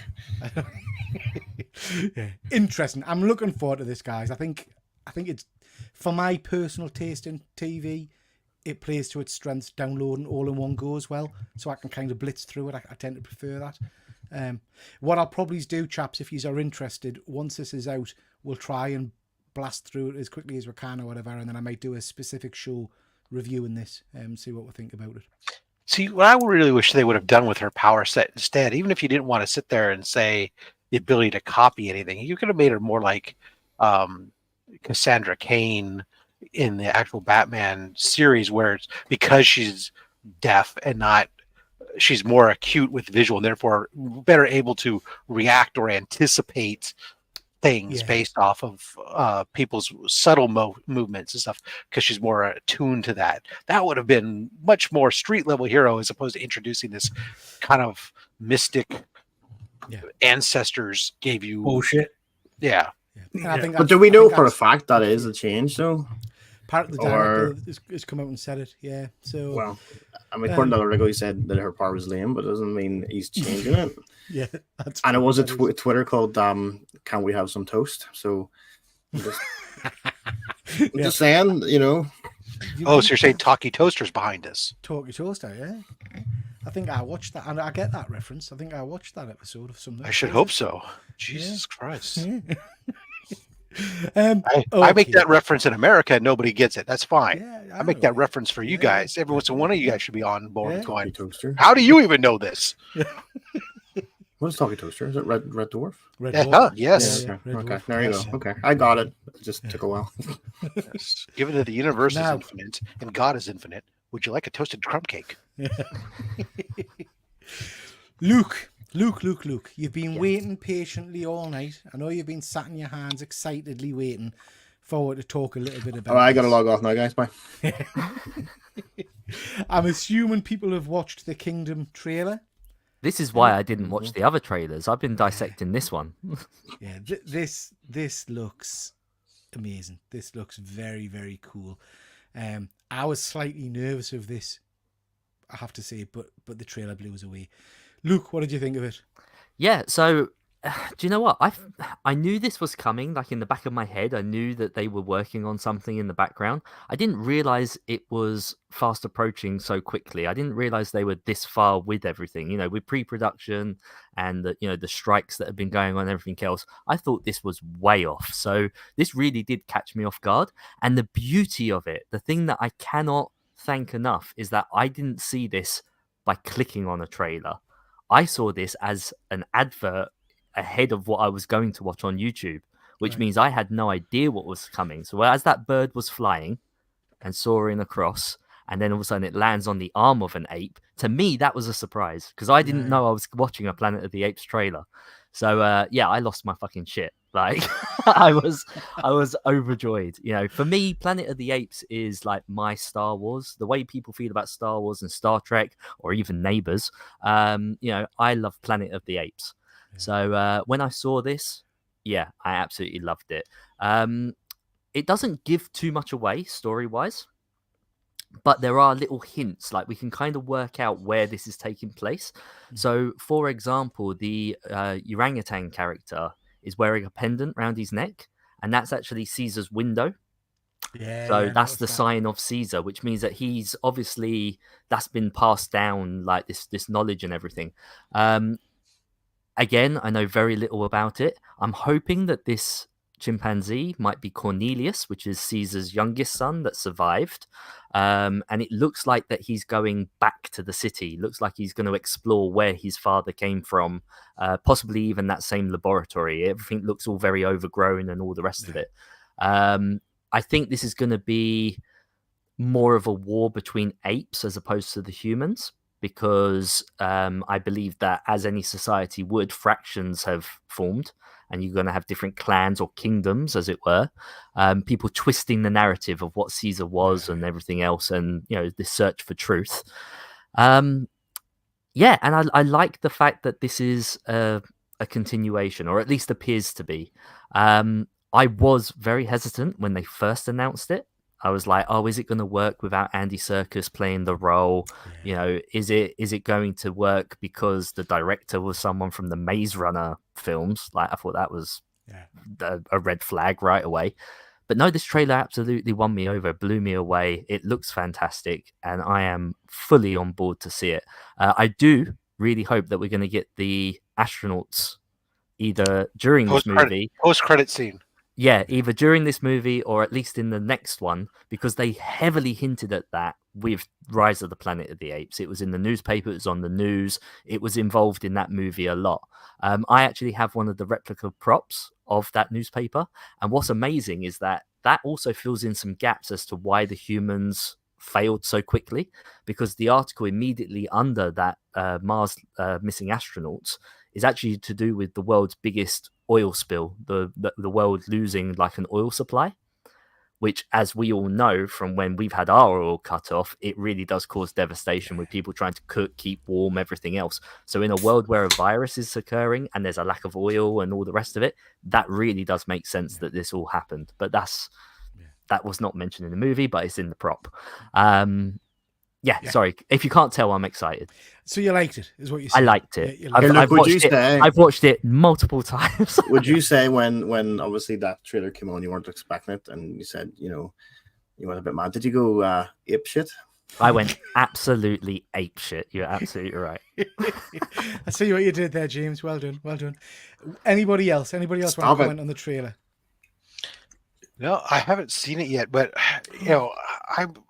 I'm definitely going to watch it. I'm a big, huge fan of the original movies, and so to get if they've been doing, I've seen like some of these other ones have come up. I've seen some of them, and I don't know. I have to go back and look to see what they all were. But if they've actually done a good job of building like the prequel lore to this stuff, then I'm definitely all in about going back and watching these things and getting caught up for this, because the original 5, I totally dig those movies. The original 5 and the TV show are pure nostalgia for me. Like I say, this is my Star Wars. Like I watched these with my dad. I loved them so much. I've got all the NECA action figures and the lot. And that new trilogy, that one with good old what's his name? My mind's gone blank. James Franco at the start. James Franco and Andy Serkis. It's one of the greatest trilogies, I think. Like, it really does all hold together. It's certainly one of the most underrated trilogies of all time, because it doesn't get talked a lot about like Star Wars does, but it's every bit as good. Like, that's a phenomenal trilogy of films. I mean, this trailer, I put it on being cautiously interested. Like, I put it on, and as soon as they did what they did in that trailer, I was fist pumping, shouting, "You should have seen Badger's face!" Like, she was like, "You punched her face? Why would you do that?" Did not punch her face. Punching the air. Yeah, I'm shouting, "Fuck yeah, bro!" That kind of thing. And she's like, "What?" She's just thinking, you care about these stupid monkeys? Like, and what they do in that trailer, even if the film isn't as good as this trailer, like, I'll still have that trailer forever, because in my mind, like, it tells a story that I didn't know that I desperately wanted them to tell, and now I really want it. Like, I really, because to me, it seems like it's just before what happens in the original Planet of the Apes. That's what I thought. And I like the fact that it's jumped. You could tell it's jumped a bit in terms of the speech pattern of the apes. Yeah, it was much more fluent and much more articulate, which I thought was great. Just going back to those original movies, they were kind of, in the UK certainly, they were your Friday night, late night movie kind of things that you would be flicking channels and it would be on the original 4 channels we had back in the day. And I mean, this set of movies I probably need to go back and rewatch, because I know I've seen them all and I know I love them all, but I couldn't tell you much about them. I probably need to go back and revisit, I think. So can I recommend, you can only see it if you buy the Blu-ray box set, and it's going to be quite difficult to find it on streaming. But Conquest of the Planet of the Apes, the 4th movie, it has a different version. So the way the ending is, the different version, in my opinion, is the better version. It's a lot more violent. There's a lot more going on. But if you get a chance to watch that one, I would recommend watching that. Unfortunately, there's no other way of saying it's not really. It's not strictly a director's cut, so you can't really just go searching for the director's cut version. It is just a different version on the disc, and it's the whole movie that's different. They've left a lot more stuff in throughout. Yeah, sounds good. Fuzzy's keeping track of all your physical media. He is, yeah. It's surprisingly low. It is. Surprisingly low. We've then got the Tim Burton movie. Fuzzy's saying that he thinks Helen looks sexy in that. This movie doesn't deserve all the hate that it gets. I enjoyed it. It's a good film, and particularly Tim Roth as the Thade is incredible. It's one of the best villains I've seen in movies. Like, he's really cool in it. And I've done countless videos on my channel explaining the time travel elements and why it all plays out the way that it does. But yeah, I don't think it deserves. No, it's a complete retelling. It's not even Earth that they're on, so it is a completely different story. I can understand why that might upset some diehard fans, but if you can just separate yourself from that, it's a good film. And for me, You know, I think it's because it was such a hyped release. So it was there was such a big build up to it, and I think it just disappointed everybody apart from you. James is here scared the shit out of him in 5 minutes in the summer. Yeah, I like this. I thought this was pretty good, and I think it was a nice way of bringing the Planet of the Apes back into the kind of the consciousness of the masses, as it were, because it had gone away for a while. And then we do come to this trilogy, which I think is superb. I do think War for the Planet of the Apes is the weaker of the three. It is, yeah. But no. Do you not agree, James? I think maybe it's just because it's the most recent that I've seen, and I remember more of it. I love War of the Planet. I love like that's the Woody Harrelson one, isn't it? It is, yeah. Oh, it's just superb. I've always believed that the naming is incorrect. I would have had War of the Planet of the Apes definitely be the title for the second movie, where it is Caesar versus Cobra, which is my favorite one, because then that's going to pick who's going to lead the apes after they've had their war together. You could have had Dawn of the Planet of the Apes being the first movie, and then Rise being them rising up and the humans falling. I think the naming is off because there isn't really a war in that final movie. No matter which way you look at it, there isn't really a war going on. I think the war is more in the second film. Yeah, some great movies. I've recently rewatched these three, and you know, I'm saying that War's the weakest. That doesn't mean it's a bad film. I still think it's a very, very good movie. But I would recommend, Rob, if you've not seen these for a while, mate, I would recommend watching all three of these because they are superb. You're muted, bud. I'm pretty sure I saw Rise of the Planet of the Apes. I don't believe I've seen the other two. I'll go back and rewatch them all. Dawn is very strong. I think it's one of my favorites. But yeah, very cool. Good stuff, guys. Going to do a giveaway now. Give away some comics as we usually do. But before we do that, we're going to put people through the paces. And because we've been talking apes and monkeys, we're going to do a little bit of a pop quiz on you guys on apes and monkeys. So these will be quite easy to start with. And then this will basically give the guys who are watching an idea of what I'm going to ask of them so they can win some prizes. So all I want you to do, guys, is shout out the famous monkey stroke ape. All right? You understand? No. And we're off. Who's that? Caesar. Very good. Who's the actor who played him? Roddy McDowall. Yeah. Roddy McDowall from... Well, not in the second movie. Not in the second... He wasn't in the second movie, so it depends when this was taken. Superb and Fright Night, which myself and James watched recently. So yeah, very, very cool. Very cool. Right, next famous monkey stroke ape. King Kong. But it's not. It's not Donkey Donkey Kong. Kong. Donkey Kong. It's Donkey Kong. Oh. Duh. What was I saying? Donkey Kong, yeah. Oh my God. Rob, you said it with such conviction as I know. King Kong. Come on. When you said King Kong, you confused me so badly. I was like, I know. it's Donkey Kong. Like, 100%. Yeah, I don't even know why I even said King Kong. Next one, chaps. King King Louis. King Louis. Yeah, nice and easy. Marcel. Marcel, bless. Little Marcel from Friends. Rob, you not know because you've never seen any... Exactly. Friends. I'm all Yeah. Of course, that could be the monkey from Outbreak. Exactly. Yeah. Wasn't Fuzzy that, was with you. He is said that Matthew King Kong Perry? as well. I mean, I don't... no, that's David Schwimmer. Next. Hitmonkey. Hitmonkey. I've never read any of his stuff. There was a cartoon as It's well. shocking how many apes I know. Next. Bubbles. Bubbles, yeah. Look at the sadness in those eyes. Yeah, The things that He's- monkey's seen. he's seen yeah, that Yes. monkey's seen some shit. Like, If only he could testify. Oh, I don't know this one. Monkey Prince or Monkey Prince, yeah. Not read any of their comics. This is from DC. But yeah, not read that. Oh, one of my favourites. Monkey. Yeah, from Monkey Magic. Did anybody watch Monkey Magic when they were younger? I don't think you can get away with it now. No, I don't Dude, think so. no.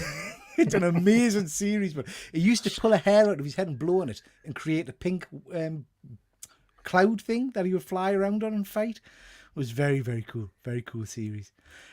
Okay, guys, so that's what we're going to do. I'm going to show you a famous monkey now.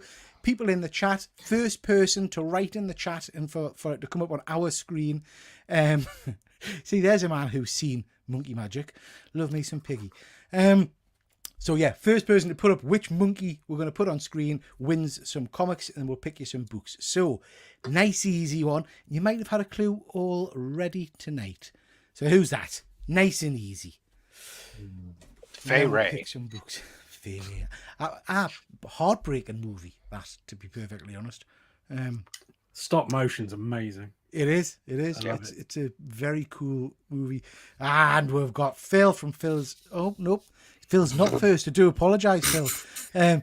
All the comments have jumped up straight at once. We've got, I'm seeing it on my screen as Highland G. You guys confirm that on your screens? No, that's No, not the right person. That's It'd be- the Oh, right he's one. got the Monkey King. Yeah, it should be Fuzzy Yeah. Dunlop. That's it. Fuzzy. Fuzzy. It is Fuzzy of the Dunlop. You Tremendous. got everyone's hopes up there, Peter. I know. I feel like I'm reading the Oscars and I'm reading out the wrong people. It's going to go reverse order. You did not win. You did not win. You did not win. Fuzzy You are the Dunlop. weakest link. At last, Fuzzy. At last, bless you. You watch all the shows and I don't think you've ever won. So, Fuzzy, you will get a copy of this coming your way, my friend. You'll also get...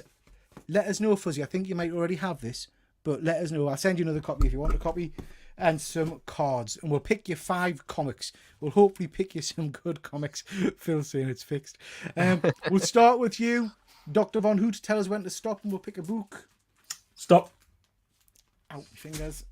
We have got Batman. I think it's a variant. Yeah, it is a variant that was for a minor key first appearance. Fail safe. Of a no, is it the failsafe one or is that the?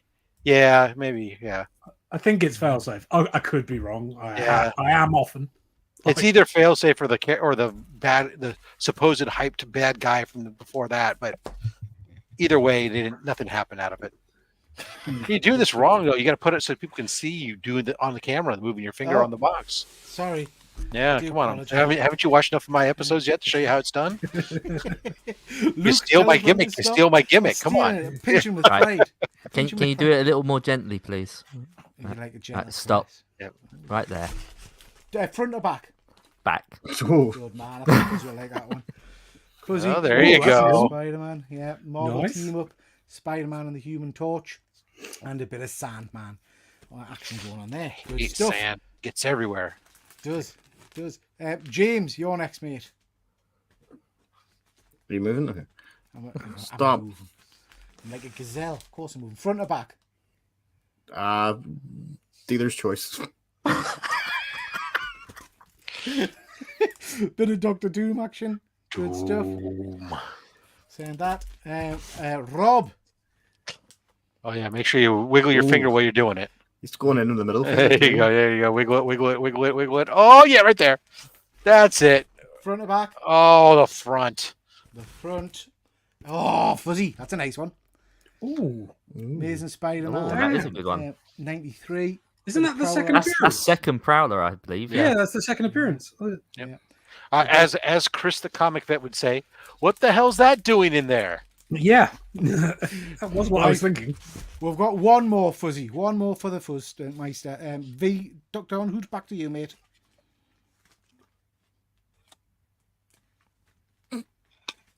Von Hoot, anytime you're ready. No, I'm waiting. I'm biding my time. Building the excitement, I see. Yeah. He's waiting for you to get Now- a paper cut. Now, front or back? Back. Back. We've got Venom. Oh, Venom 200. Gleason. Gleason cover. There we go, Fuzzy. About time you've won something, bud. 'Cause I You've do got to build the appreciate you suspense watching. in these things. You do. Fuzzy saying send the Wheaton Blade comic and cards to Luke. Luke who? Luke, not Hydra, Luke. Never. Drop us a message, Fuzzy, and we'll sort it out, mate. Fuzzy, I've got some graphic novels and stuff I was putting aside for you as well, so I'll send you those with that little lot as well. Okay, chaps, that is whack. That's the show for tonight. Just before we go, I just want to mention a couple of things coming up on my channel. That's where you can find us over at Triple G Comics and also on my other channel with James T. Keegan, the One Good Scare Show. So, videos this week. I've got a unboxing of a brilliant series, Kickstart series called Killtopia. We've got an unboxing of, again, a Kickstarter series called Digital. Going to be interviewing the writer of Digital, Rich, on Monday on This Is My, and we will be giving away some copies of Digital, so please check that out. And on Monday just gone, we did our Let's Talk Toys show, which was great fun as ever. So again, please do go check that out. Over on One Good Scare, we've got a couple of videos for you to go and look at. We've got our review of Five Nights at Freddy's. It was dog shit. We've got I'll Be Right Back, where we looked at a great movie called Trick or Treat. Dr. Von Hoot, you're a horror fan. Have you seen Trick or Treat? I have, yeah. It Brilliant. is a Really really good anthology. Really Very like that. enjoyable. So check that one out. Then we've got the live show we did on Friday night, where we did all the horror news and reviews, looked at some horror comics, toys, and movie trailers.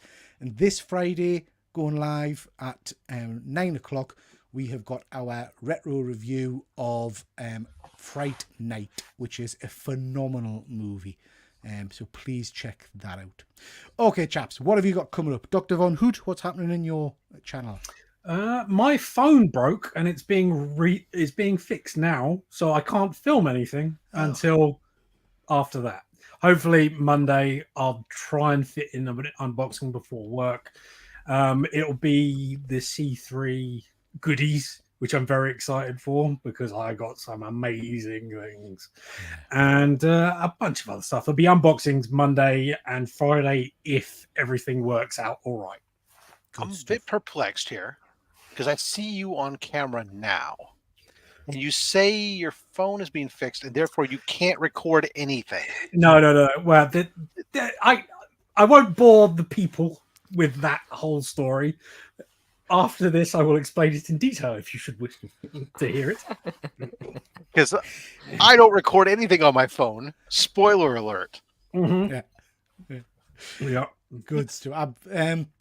I'm interested now. I'm expecting, or I'm imagining that you can stream using your phone, but you can't record because your phone's full of, I don't know, porn or something. All the memory's taken. A bunch of eggs hatching. It's just loads of episodes of Neighbours. Loads. Good stuff. Luke, what have we got coming up on Hydra Collectibles? yeah. So do you know what? I haven't made a video this week because I had like the whole situation with my eye and I had an eye infection and everything else.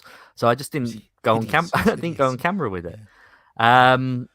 So yeah, I haven't made anything. And the day that I would normally do that, I've actually going into school with my son as a volunteer for the day. So I've kind of lost that time. So whether or not I can get one out, I will try.